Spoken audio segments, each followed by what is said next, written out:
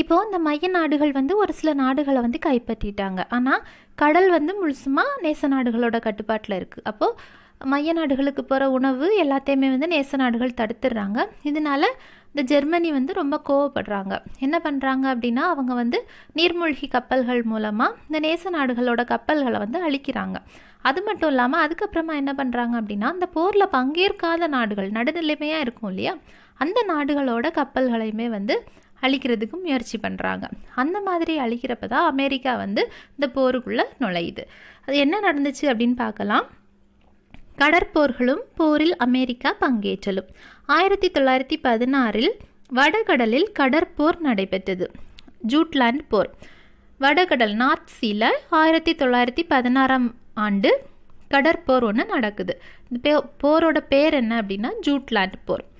இங்கிலாந்து இப்போரில் வெற்றி பெற்றது. இதன் பின்னர் ஜெர்மானியர் தங்களின் நீர்மூழ்கி போரை தொடங்கினர். அவை நேச நாடுகளின் கப்பல்களுக்கு இடையூறு செய்தன. அப்போது இந்த போரில் ஜெர்மனி தோத்ததுக்கு அப்புறமா நீர்மூழ்கி கப்பல்கள் மூலமாக அவங்க வந்து தாக்குதல் நடத்த ஆரம்பிக்கிறாங்க. அப்போ நேச நாடுகளோட கப்பல்களை வந்து இவங்க இடையூறு பண்ணுறாங்க.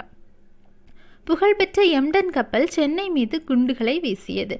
இப்போ எம்டன் அப்படிங்கிற ஒரு கப்பல் வந்து சென்னை மேலேயும் குண்டு வீசுது. ஏன் அப்படின்னா, சென்னை வந்து அப்போது நம்ம இந்தியா வந்து அப்போ பிரிட்டனோட கட்டுப்பாட்டில் தான் இருந்துச்சுது. அவங்களோட அடிமை நாடாக இருந்துச்சு. அதனால அவங்களோட காலனியாக இருந்துச்சு, பிரிட்டனோட காலனியாக இருந்துச்சு. அதனால அவங்க வந்து இந்தியா மேலேயும் சென்னை மேலேயும் வந்து குண்டு வீசுகிறாங்க.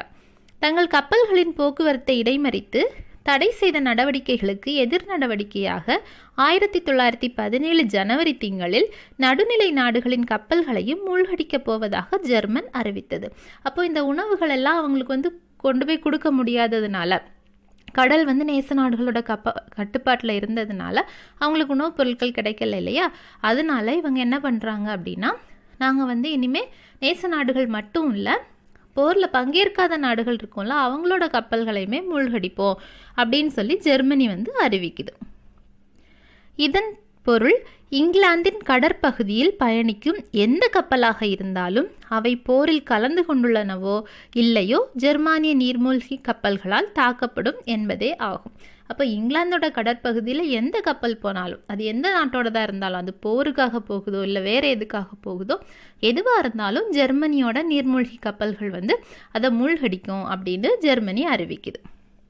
அப்போ இந்த மாதிரி அறிவிச்சதுக்கப்புறம் அது ஒரு கப்பலை தாக்குது. எந்த கப்பல் அப்படின்னா லூசிடானியா என்னும் அமெரிக்க கப்பல் ஜெர்மனியால் தாக்கப்பட்டு மூழ்கடிக்கப்பட்டது. இப்போ அமெரிக்கா வந்து இது வரைக்கும் போரில் நேரடியாக வரவே இல்லை, நேச நாடுகளுக்கு பொருளாதார உதவி மட்டும்தான் செஞ்சிட்ருக்கு. அப்போது இந்த ஜெர்மனி என்ன பண்ணுது அப்படின்னா, லூசிடானியா அப்படிங்கிற ஒரு அமெரிக்க கப்பலை வந்து தாக்கி அதை மூழ்கடிக்குது. இதன் விளைவாக பல அமெரிக்கர்கள் உயிரிழந்தனர். அதனால் அமெரிக்காவில் பெரும் கோபமும் சீற்றமும் ஏற்பட்டது. குடியரசுத் தலைவர் உட்ரோ வில்சன் ஜெர்மனிக்கு எதிராக 1917 ஏப்ரல் திங்களில் போர் பிரகடனம் செய்தார். அப்போது இந்த லூசிடானியா கப்பலை வந்து ஜெர்மனி மூழ்கடிச்சதுனால அமெரிக்கர்கள் நிறைய பேர் இறந்துட்டாங்க.